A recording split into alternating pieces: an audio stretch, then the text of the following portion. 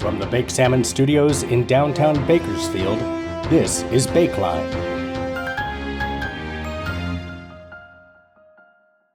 Lorne Armstrong, infamous child predator or lovable buffoon with a heart full of gold. Whichever side of the forgiveness teeter-totter you play on, jumping off at the lowest point will ensure your playmate runs and tells their mommy, earning you a timeout to think about what you did. Speaking of timeouts, Lorne Armstrong seems to have earned himself a lengthy one, returning to police custody for a reason nobody can agree on. Countless suggestions have been offered up. Everything from snipping labels off of mattresses to watching rebroadcasts of professional sporting events without permission. One thing is for sure, the figurehead of the Church of Cod, Lorne Armstrong, is back in jail. Early reports seemed to indicate that Lorne was doing as well as could be expected. Being an inmate in a local incarceration facility is far different from being in a big boy jail, which is good news for Lorne. As a flabby, balding Caucasian with a past conviction for attempting to deflower a child, the threat of prison time is surely terrifying. The last thing this Lorne and Savior needs is to be sent upstate, which in Maine could mean Quebec City and the notorious Garrison des Pédophiles. But enough about my promiscuous mother. While I would love to talk about Lorne's mother and her heyday as New Canaan's undisputed queen of the skanks, we instead bring you this exclusive interview with Lorne, who has already stated we are not to discuss Mama Gwen. Hello, Lorne, are you there? Yeah, I'm here. Can you hear me? Is this baked salmon? No, Lorne, actually, this is Factornaut. Baked Salmon is out on medical leave.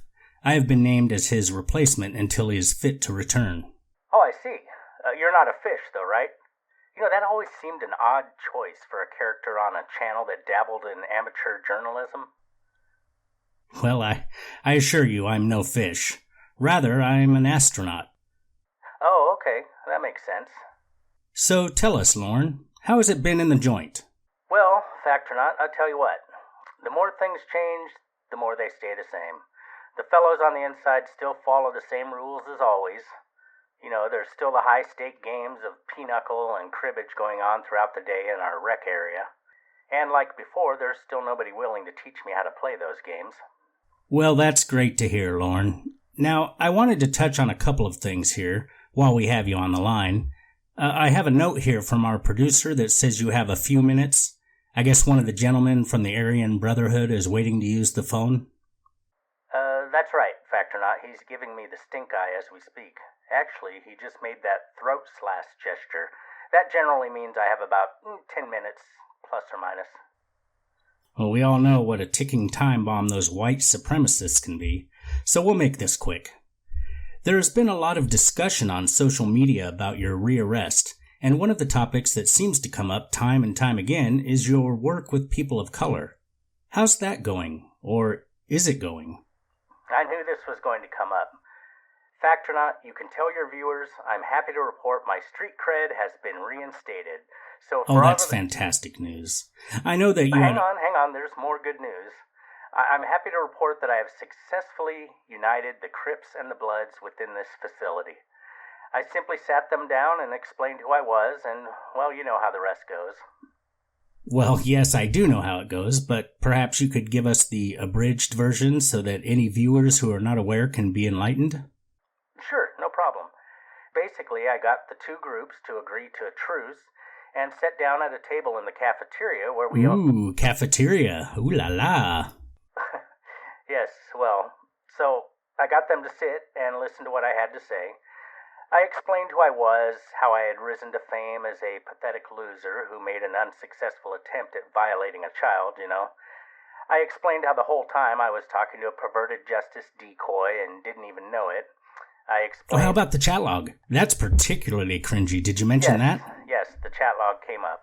The whole Chris Hansen reveal, weeping in the interrogation room, the whole nine, right?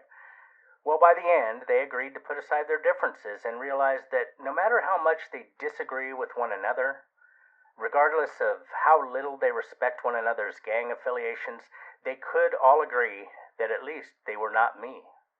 and that was the common ground that they had been needing if they were ever to mend fences and move forward. Wow. Even the East Side Piru? Oh, yeah. Well, that is just a remarkable story, Lorne. Great job. Thank you. How about the N-word pass? Is that still in effect? Funny story. I actually had 3 passes still when I was arrested. I'm pretty thrifty when it comes to such matters. The thing is, and this was all a misunderstanding, please, I want you to understand, but what happened is they served us fish sticks one night, and I happened to mention aloud how I like to eat my fish with vinegar. I then asked the fellow serving the chow line if they had any vinegar. Well, he couldn't hear me above the din of the inmates, so I shouted, "Vinegar!" And, well, that's how I burned up my 3 remaining N-word passes. Wait, I'm sorry, you lost me. How did that result in your... That's what I was saying about it being a misunderstanding. I actually hadn't said the N-word at all. Instead, I had made the mistake of saying vinegar 3 times in a noisy chow hall. Oh, wow. That's unfortunate. Yeah, I see what happened. Oh, boy. I know from my own experience in the lockup, a nigga can forgive, but not forget. You'll be lucky to ever get back even one of those passes. That's a bummer. But hey, you got the Bloods and the Crips to come together, so that's got to be points for you in the Afro-American populace, right? Well, actually, they have unified, true. And I was instrumental in that historic truce, no question. However, they are united in their disdain for me. Instead of thanks, I'm threatened with shanks. Ooh, I remember shanks. Yeah, I once had to ventilate a bitch myself. For the viewers that don't know, shanks are improvised weapons for wounding, even killing inmates with a price on their head. If my memory is correct, though, the correctional officers are well trained at discovering such things, tossing cells if they have to. Getting your hands on one of those can be near impossible. Do you really think that you're at much risk? Oh, yeah. There's a new shiv-making process that involves layering toilet paper, gluing the sheets together with toothpaste, letting it harden, and then shaping it on the corner of your bunk. It's just about the easiest contraband to possess these days. I'd be lying if I said I wasn't scared shitless. Well, I don't want to pick at that scab any further. You will have plenty of time to think about that while you lay in your bunk, shaking with fear, jumping at every creak and bump in the night. So let's switch gears a little bit. That sounds good. Oh, by the way, how are we doing for time? Is that Peckerwood still mad-dogging you? Let me see. Nope. No, looks like he was choked out by the Samoan behind him. So he's been dragged off to the side until one of the screws finds him. Oh, good. Okay, so we have more time. Well, now the Samoan dude is staring at me, making that slashing gesture. Oh, of course, duh. Sorry. Okay, well, let's see if we can get a couple more questions in before we get off the phone, okay? As you know, social media platforms are abuzz with your story.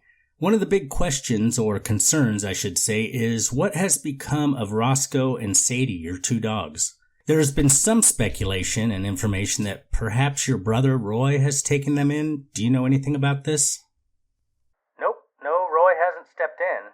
As a matter of fact, even if he wanted to, I had the locks changed, so nobody's getting in there unless they discover the extra key I hid under the garden gnome. But it's really not an issue. You see, a week before I was locked up, one of those mutts had torn open the industrial-sized bag of Bargain King mongrel chow that I had in the pantry. There was a pile of kibble spilt across the linoleum that will take months to go through, so I think they're good to go, even if I'm in here for 6 months or more. And they have water? Well, the toilet. It doesn't have a lid, so yeah, they have water. A toilet with no lid. Those are some spoiled fur faces, man. Well, we just have one more question we want to get your response to.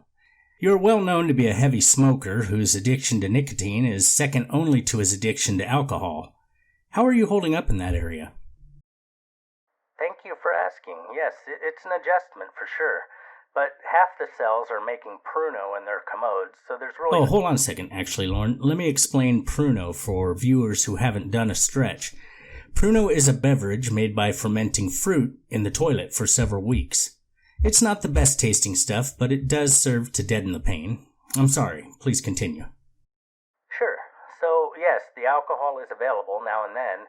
As for the cigarettes, I actually have a nifty life hack to share with your viewers if there's any that are trying to kick the habit, whether by choice or not. Oh, nifty, a life hack. We love those. Do tell, do tell. Well, I still chew my fingernails bloody and pick at my skin, aching for that satisfying comfort of a dry smoke being pulled deeply into my lungs. That pretty much never goes away. But the sleepless nights or the recurring night terrors when I could sleep, those are a thing of the past. I discovered that the calluses on my fingers, they have that burnt sienna color to them because they are infused with years of nicotine leached from smoldering cigarettes. Believe it or not, I've been able to satisfy enough of the cravings simply by sucking my calluses that I'm getting semi-restful nights. I sure wish I'd known that trick the first go around. Boy, don't we all. Don't we all. Well, Lorne, I want to thank you for coming. Oh. The number you have reached has been disconnected. Well, it looks like our Samoan friend had just about enough waiting. That would be my guess. So that's the story from here, everyone. Lorne is surviving, probably, in jail. We want to thank him for coming on and being so candid. We will try and get him back at some future date. Thank you for watching, everyone. I don't know about you, but I'm going to go try fashioning one of those shivs. It really sounds nifty. Until next time, from all of us here at Bakeline, good night.